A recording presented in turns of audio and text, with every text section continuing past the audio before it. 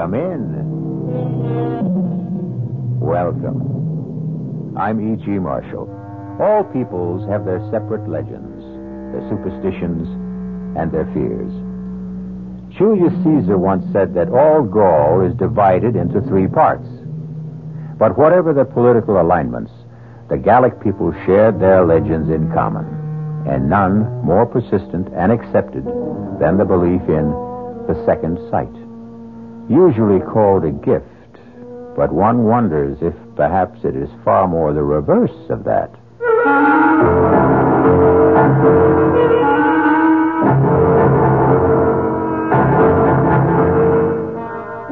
Our mystery drama, The Unearthly Gift, was written especially for the Mystery Theater by Ian Martin and stars Betsy Palmer.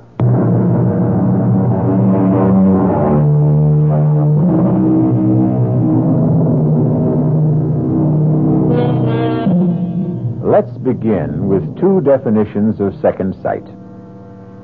The unearthly capacity to see things impossible for ordinary people to see, or the ability to foretell events in the future from the shadows they cast before them. A talent bequeathed to a large, raw-boned, and rather plain girl called Ruth Ann Mitchell. She and her grandmother, Bridget Carney, are the only women at a lumber camp high in the Bitterfoot Range, which sprawls across Idaho, Washington, and half of British Columbia. Ruth and Granny cook and keep house for the lumberjacks. And what can I say, Mamselle? And Granny, we feel very bad, especially Big Red. He was up there with Jason. I told him 100 times to use the double rig, but he never wanted to listen. Where is Jason? He is in the wagon, Miss Ruth. We'll have to take him down the mountain to Rock Fall and the main office. I want to see him. No, I think that is not a good thing. He fell 500-600 feet into that ravine. I want to see him. Let her, if she wants. Now, you'll hurry back? Just as soon as I'm sure Jason gets a burial be fitting him. You've got room to take me, Frenchie. Mais oui. If you are sure you must. It's what I owe him. Not enough, but all I can do. Oh, Granny, if I knew, why couldn't I have stopped it? How can you hold back the hand of God, child?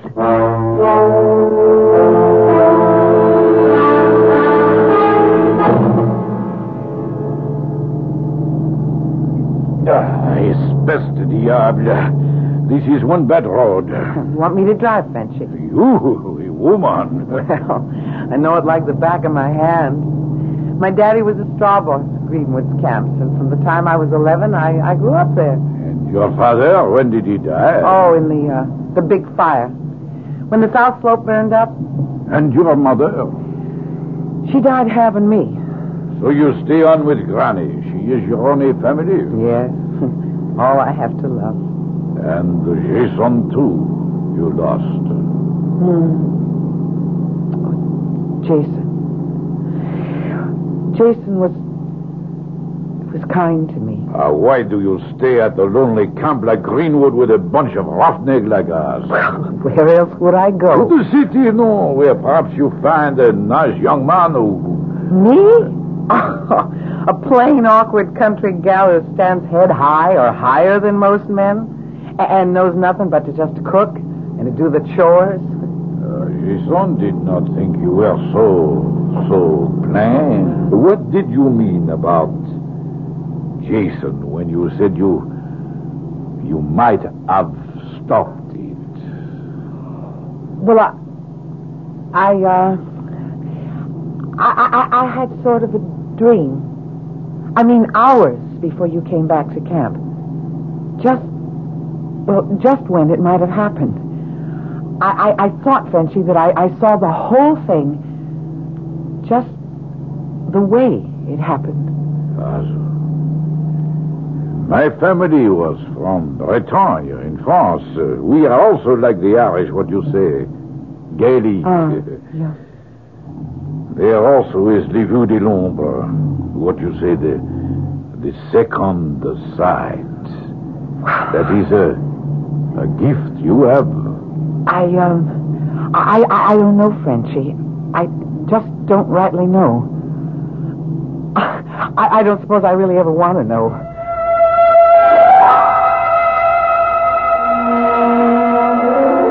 Pardon me, ma'am. You Miss Mitchell?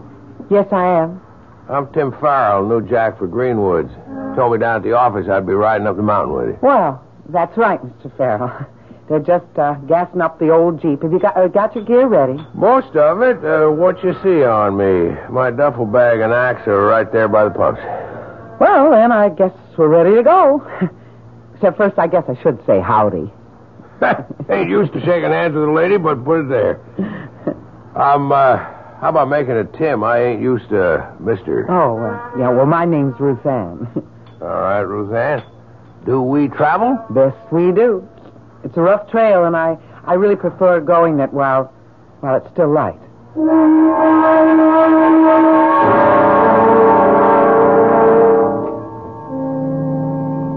This old Jeep handles real nice. You were right about the trail. Maybe I should have let you drive. Well, I knew you figured I shouldn't. It's kind of nice to be a woman and just to sit down. Besides, you handle the Jeep real good. Farrell, You couldn't be Irish. Some generations back, mostly, though I'm just a roving lumberjack. Born in Montana, never been out of 7 northwestern states in the good old U.S. of A. Oh. I don't figure you for all of that Irish either. Well, not so much on my father's side, but all the way down on my mother's. Oh, wait till you meet her mother, Granny Bridget. She cooks chow for all you jacks. Good chow? Best you've ever tasted. And I'm in love with her already. Now, what do you do? Well, I help her. Well, now, there's something to consider.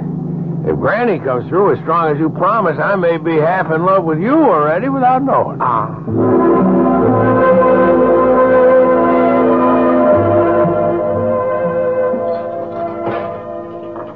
Now, that Tim Farrell you brought back here 3 weeks ago.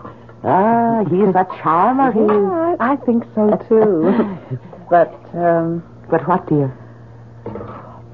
Well, I don't know how to talk about it, Granny. You see something in his future? I don't want to talk about it yet. Yet? It just doesn't come clear. It's a full moon tonight. I reckon I'm just going to walk myself some more before I go to bed. Is it Tim you're going to meet? It's no one at all but my own thoughts. Or maybe just to be alone and remember Jason.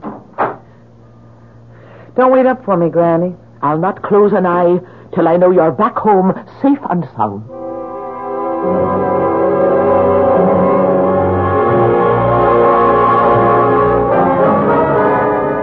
Real pretty moon, ain't it, Ruth?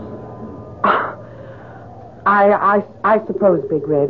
I kind of hope you figure like I do that it ain't hung up there for nothing. Don't look to me. I'm not your woman. Not now, or ever could be. You'd still shuck me off even with Jason gone? Or with Jason here. You and me have nothing for each other. And don't you make no move to me, even with Jason not here to stand between us.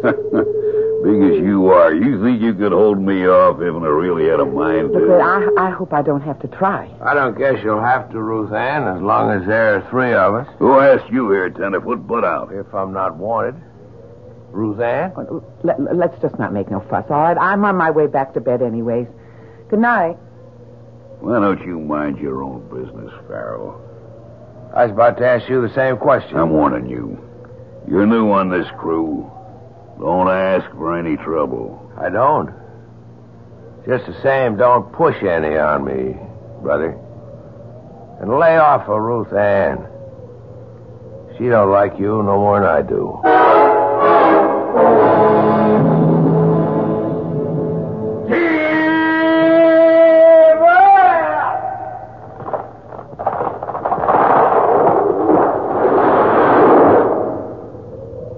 Hey, gal, she come down to whoop so bad, eh? that even. No sight more beautiful, no sound nearer the heart. When you stop stripping here, Big Red and me, we cut out the next big tumble, huh?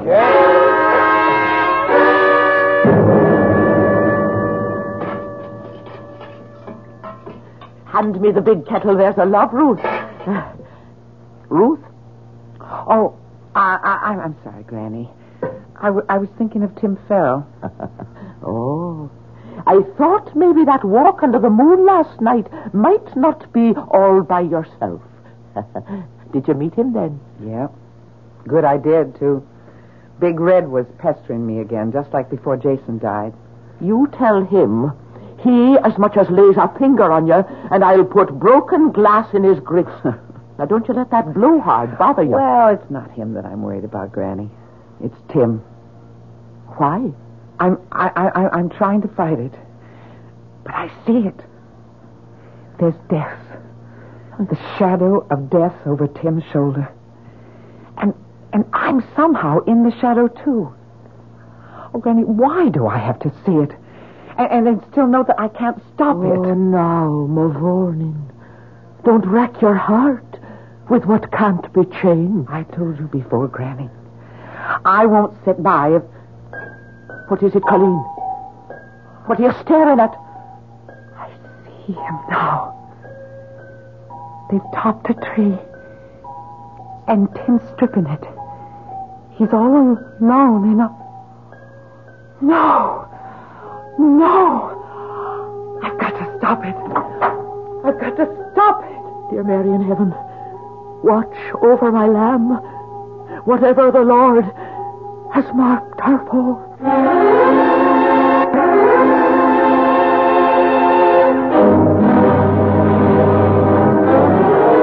In silent supplication, an old woman prays for the one person she has left to love. A tortured girl with a terrible and unasked gift. What has that inner eye revealed to Ruth Ann as she races up the lumber trail to try to stop whatever threatens Tim Farrell?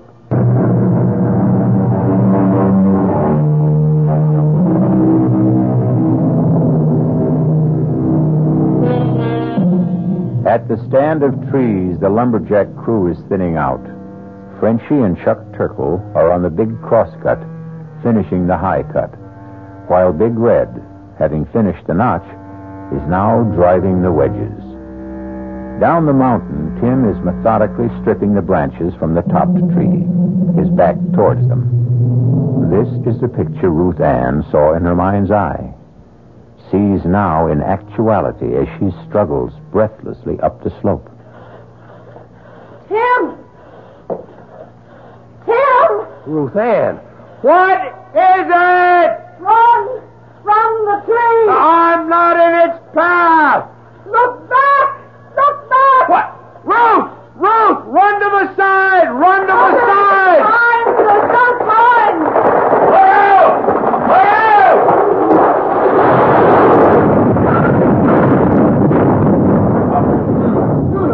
Oh, I sure would never want one closer than that. You are right, Ruth Ann. You covered me with your body. Well, you risked your life to try to save me. I can't figure why we're not playing pulp. That tree was headed straight for where I was standing. What made it turn aside just far enough to miss us? The hand of God. Miss Rose, Tim, how you are now? No, it's all right, Frenchie. I don't know what happened. Fall path was set for 45 degrees off your line.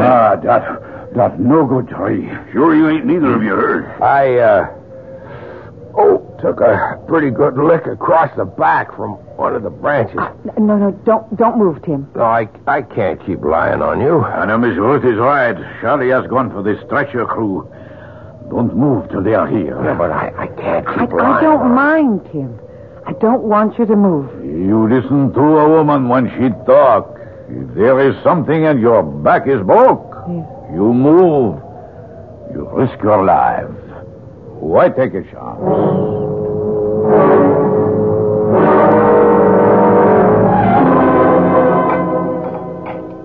Well, that was a power powerful good bowl of soup, Ruthann. I'm glad you liked it. Here, let me take the tray. How's your back today? Oh, it's tolerable. Now I know that there ain't nothing broke. I feel I better be getting back on my feet. No, sir. You just stay right where you are till the doctor says that you can rise. Ruthann, tell me something. I can. Where were you going when you come up the mountain that day? Why do you ask? I don't know. I had the feeling. I mean, they hadn't even yelled timber before you seemed to know that was a maverick tree, and it wouldn't fell right. Well, maybe it was just intuition. I was born and bred in tree country and around camps, and I've got to get back down. Granny needs my help. Ruthann? Yeah? I want to thank you for saving my life. Well, if I had anything to do with it, I'm glad. Maybe someday I can find a way to make up for it.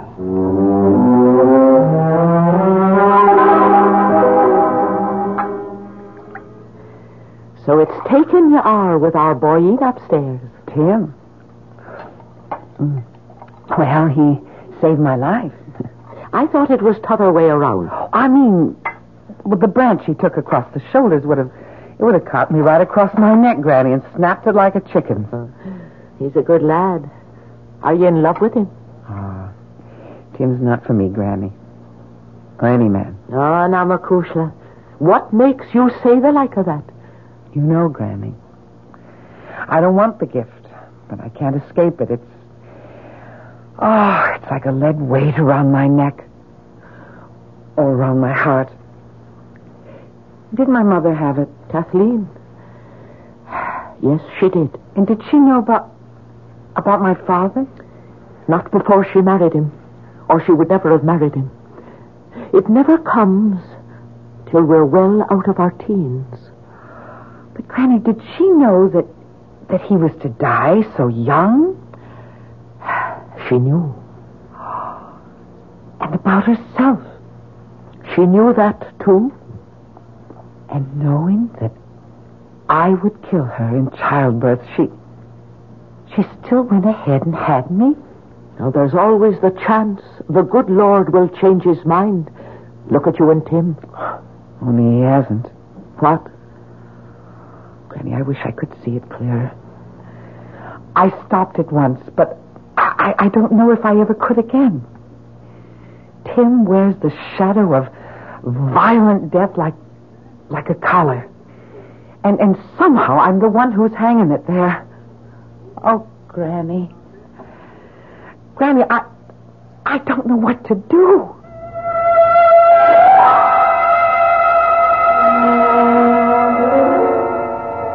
Hey, Tim. Hi, Jack. How's it going? Well, I reckon I'm about ready to come back and pull my weight. I'm getting tired of just chopping firewood. Yeah, it's putting you back in shape, though. I hope. You sure are one lucky tree, Jack. When that big old tree kicked around and started to fall out of line, you was dead at its tracks. And then we seen Ruthann throw up her hands, and by Dad, if we both couldn't swear on a stack of Bibles, that old tree didn't just veer off to the left, so she just missed you. I guess the wind caught her. It must have been. Though I don't rightly remember any wind that day. Chuck, I want to ask you if you remember something else about that day. Well, sure, ask away. You and Frenchie were making the saw cut. But Big Red cut the notch, and he was setting the wedges. Right? Oh, yeah? And that tree was lined up to fall due south? Yes, sir, Tim. That was the line. And you know I was working away on the east, 45 degrees pretty near out of the fall line. Oh, yes, you were, for sure, Tim. Then how come she turned so out of line? Well, now, sometimes you'll get a tree that has a real tough core or twister on you. You or Frenchie ever had that happen to you before? Well, no. Not as you'd say, but I've heard tell. How about Big Red? Well, you'd have to ask him. Doesn't he go around bragging he can fell a tree on a dime and he ain't never missed? Well, I have heard him say that, but... Yeah. Well, maybe I just will go ask him. Look here, Tim. You better watch your step. You get him riled up. Big Red is bad medicine.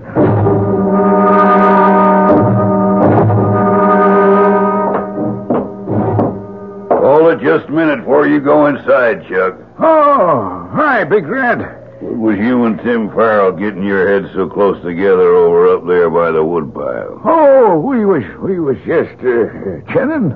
I seen he was asking you a powerful lot of questions. I'd like to know them questions. And your answers. Oh, Big Red, you're like to break my I arm. might just do that if you don't loosen up. Well, I don't want to make no trouble. Any trouble I'll handle. You talk. Don't leave nothing out. I want every word.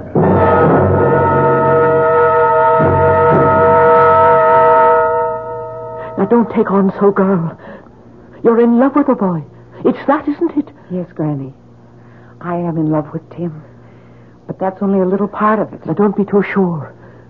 Is he in love with you? Oh, Granny, how could he be?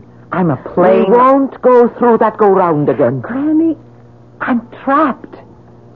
First of all, I have the vision that all I bring Tim is danger. And second, well, if I want him to love me, how can I be sure that I'm not using the power to make him? I brought you some fresh wood for the stove. Hey, did I break in on something? Sure not at all, Tim. How are you feeling now? Oh, I guess I'm about back to where I was, thanks to Ruth Ann. You'll excuse me, Granny Bridget and Ruth Ann. But I got a little business here, can't we? You get yourself out of my kitchen, Red Pilly, and all your riff-raff with you. Not till something gets straightened out. Well, speak up and go. I'm talking to you, Farrell. And this time you ain't hiding behind any skirts. Chuck Turkle here tells me you're bad-mouthing me. Trying to say I dropped a tree across your back. I hadn't faced you with it yet. I wanted to get some more proof. But so long as you fetch the issue, that's what I have in mind. Glad you laid it on the table. Now, Ed, why you do this? Why you trying Now, to... Frenchy. I'll handle this. Mr. Farrell, I'm calling you out. Pick your weapon. Knives, axes, peavy poles, or just bare hands. You and me's got a claim to settle. A claim? Well, let's just call it a plain falling out. Don't pay him any heed. You keep out of this, Ruth Ann. Indeed, I won't. You're like a bunch of children, except that you're playing with lies. Ruth Ann, maybe I want to be caught out. I'll stand no nonsense like this in my kitchen. Near under 50 years I've served this camp, and I've never tolerated brawling in my kitchen. So you'll all take yourselves out of here before I... Granny. Come on, get no back, you old kids. Give us some air. Ruth Ann, is it her heart? I don't know. I've never seen Granny sick before. Frenchy, go bring the wagon. We're taking her to town and the nearest doctor. You speak well. I bring the wagon to the door. Granny? It's nothing. It's just a little fainting spell. Oh, darling. Maybe I'm getting too old for so much excitement. Where's Ruth? Oh, I'm right here beside you. Put your arms around me, Makushla. All right, now the rest of you stand back. Don't crowd. Move back. I'm still crowding you, Farrell. Not now, Big Red. There's a time for everything. Yours and mine will come. Name it. When I take Ruth Ann and Granny Carney down the mountain and make sure Granny has proper care, I'll be back. With Ruth Ann? That's up to her. If I had my If way... you're coming back, Tim, I'm coming too. Why? There are 45 lumberjacks that still got to be fed till other arrangements are made. Granny will insist on that, and then... Then what? Whatever's got to be unwound among us, it's going to take the three of us to do it.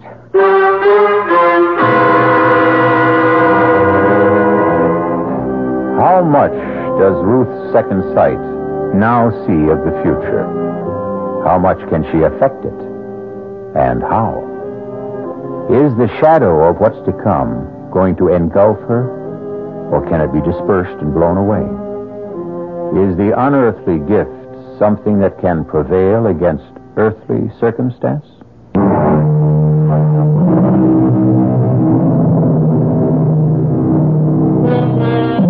Rock Falls boasts a livery stable, 3 assorted garages, a choice of hotels, no hospital, but a small clinic with 4 beds and a first-rate, if overburdened, general practitioner. It couldn't have mattered less. The most efficient and highly staffed hospital would not have saved Bridget's tired heart. Like a stout old watch, the bearings were worn, the mainspring slackened. Are you there, Ruth Ann? I'm here, Granny. I'm going away, you know. Oh, no. Yes, I can see it in your eyes, Mavourneen. You know. Promise me something. What? You won't go back to that camp. Granny, who's to cook for all the men? Then find another. There ought to be something better in life for you. I don't know what it should be. You're telling me that you and Tim... Granny, me and Tim are a dream of yours. Because you want only the best for me. But even if it could be, you know what lies between us. The gift. Or by another name. Curse. Where is he now? He's gone back to camp. And you let him go? How could I stop him? And I was needed here. No longer. Now go and follow him. And leave you here. My time is used up. Come close. Granny, I'm never very far away from you. Soon you will be. Let me say this while I can. Some of us are the lucky ones. I was. How? I had the gift as well. Little I wanted it. It was clearer than yours. So I knew just exactly what to expect. I knew your grandfather, like your mother's poor husband, would have gone from me early. Granny. Forgive me, child. I was just looking down the long corridor of time that I've left behind. Where was I? It doesn't matter, Granny. Oh, yes. Yes, 'twas this. About the gift. It came to me late and left me early. I can wish you only the same. The earlier, the better. You mean suddenly the second sight stopped? It wasn't there? That's what I mean. If I still had it, wouldn't I be able to read better for what you're to do? But how can you know if it's gone? It's like love. When love comes, you can't mistake it if it's for real. And when the gift goes, you'll know it. Just as sure. I love you, Ruth Ann. My love shall make you free.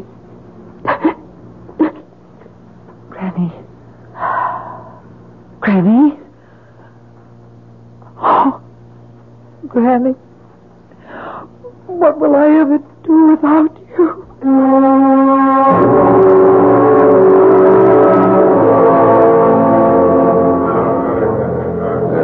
Mes amis, by the old logging roll, this contest is to the finish. By selection of both contestants, there is no weapon but the human arm. First I ask each if they must fight. Big Red, No man's gonna make the kind of charges Tim Farrell's been making about me behind my back. And Tim, Red Pelly rules this camp and all of you by fear. It's time someone challenged him. I'm doing that. so you will come on, set the bell. Are you both ready? Let's get on with it. Tim. You heard the man. Let's get it over with.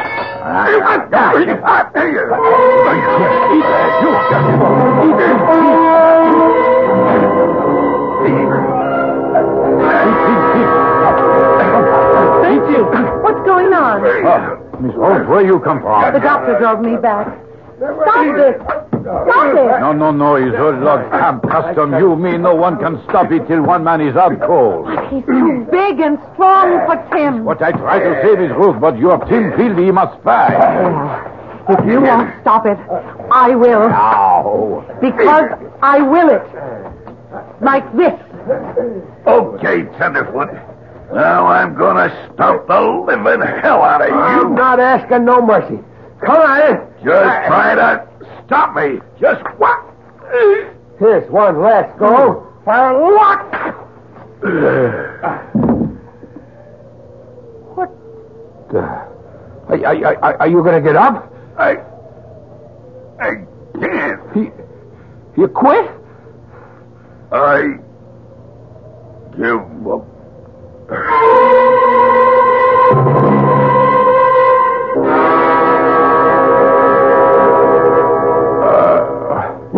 Just take it easy. You're all right.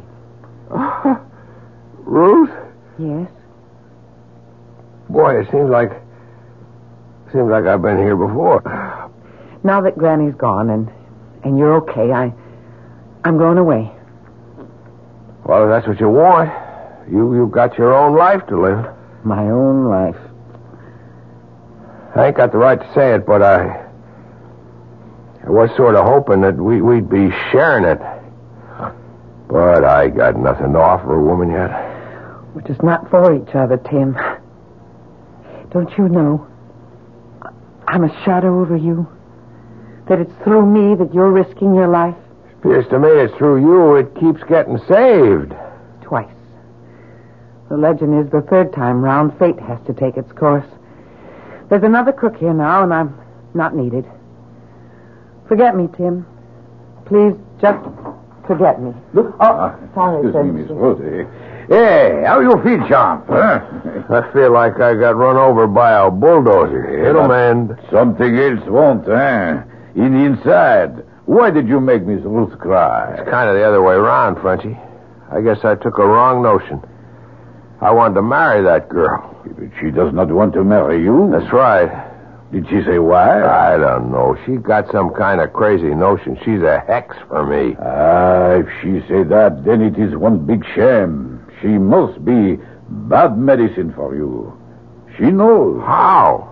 She has le don, the gift. She can read the future. Oh, come on. It is true. How do you think that big tree missed you that day? And how you make Big Red cry, Uncle? The heck with superstition, that's no real problem. What is a problem is that a man needs money to marry. And what do I have to offer? What? Big Red. I was just dragging what was left of me in here to say you whipped me fair and square and the best man won. You say you're leaving? I'll be on my way by tonight. Frenchie, what was that I heard him saying about he wanted to get hold of some money? The poor devil. He wanted to get married, but he has no stake yet. So he wants money real bad, huh?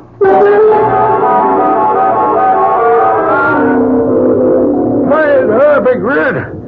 What are you doing so far from camp? Oh, just stealing me a little breather, Chuck, and having a stroll. Hefting your axe in your hand? This here axe ain't mine. Belongs to Tim Farrell. What you doing with it? I got a use for it. I wouldn't figure him to lend you anything of his. He didn't. He might get sore and take a notion to whoop up on you again when he finds out. He's too busy packing up to leave camp. Leave? Yeah. Him and Ruth Ann. As soon as you get back with the Jeep. Reckon they think they're going to get spliced. Well, how about that? Give me a lift back to camp. Oh, sure. Hop in. Got the pay money? Yes, right behind us in the sack. All done up in them neat little envelopes, huh? Just like usual. It'd be a lot of money to steal. And there sure wouldn't be much doubt if a fella got caught quick enough just where it came from. Huh? What you talking about? Just keep on driving, Chuck. Only you take the road to the flume at the fork. I got some plans for you.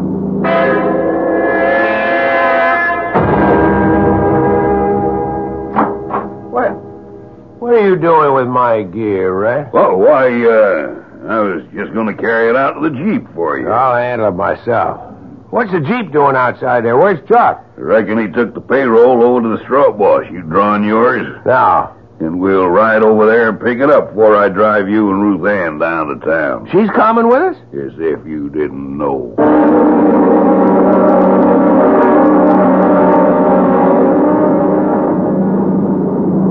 There's something funny going on. This isn't the way to the straw boss's, huh? Look out in back of you. What? Sure ain't, Mr. Loverboy. The road you're going this time, I'm sure you ain't coming back.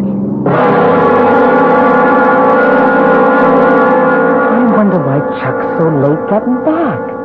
I'd like to get down the mountain before dark. He should have been here at least 1 hour ago. I suppose Tim is going to leave with us. We have not much transport, Miss Ruth. Why don't you take a chance and stay with him? You don't understand, Frenchy. I do, but sometimes le bon Dieu is kind. And I think that Grand-Mère Brigitte would have wanted... Wait a minute, Frenchy. What is it? Oh, I see it now. I see it. Red. He has the payroll in Tim's duffel. He has Tim knocked out and tied up by the fork on the way down the mountain. And Chuck is trussed up just below the big flume where it spills into the catch basin. He'll drive Tim unconscious into the ravine and send Chuck to die, ground up in the logs in the catch basin. It'll look as if Tim killed him for the payroll. Sacre bleu, he must die. Frenchy, go get the rest of the jacks and save Tim, Frenchy. I'll go get Chuck free.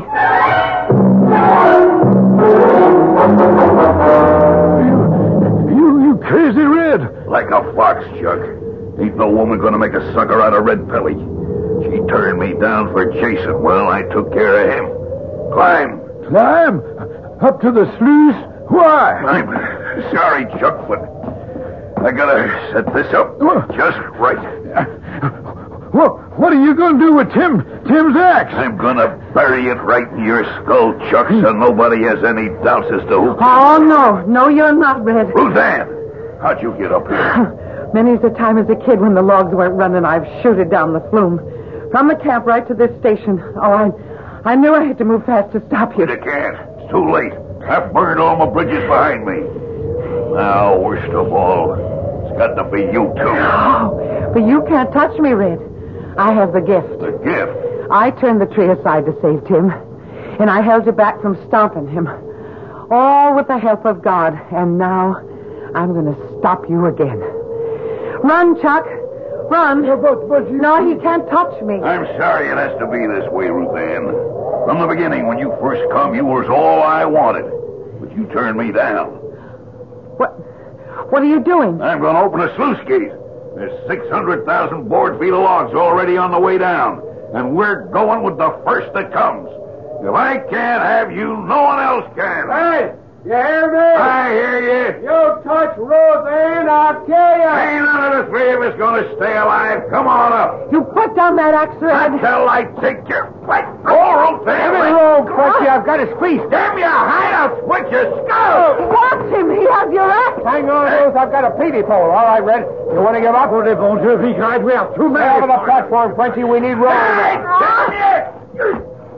Oh, you right me. Let go of the peavy, Tim. He'll drag you with him.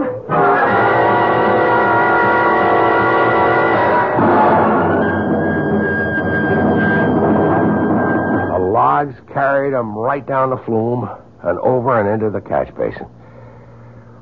He was ground to pieces. I'm sure glad you're safe, Annie. Are you still going? Well, Red is dead, but nothing between us has changed. One big thing has. What? When I thought I had the power to stop Red, I found I didn't, Tim. I just had to rely on myself and hang onto the axe that he was trying to swing down on you. Are you telling me? The gift's gone. I don't have to be afraid anymore. It's a new life. It sure is. What did you call me back then? Annie. That's a new name for a new life. And the one that's going to be my wife's. Come on, Annie Farrell. Kiss me, if you like the name. Anything you want to give me is just exactly what I like.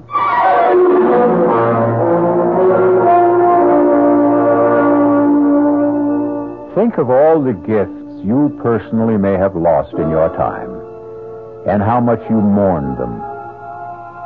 Then think of the dread, oppressive gift that Ruth Ann lost, and celebrate it with her. Sometimes I do have stories to tell you that end with that fond, childish phrase, and so they lived happily ever after.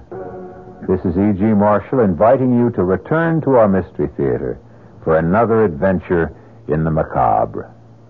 Until next time, pleasant dreams.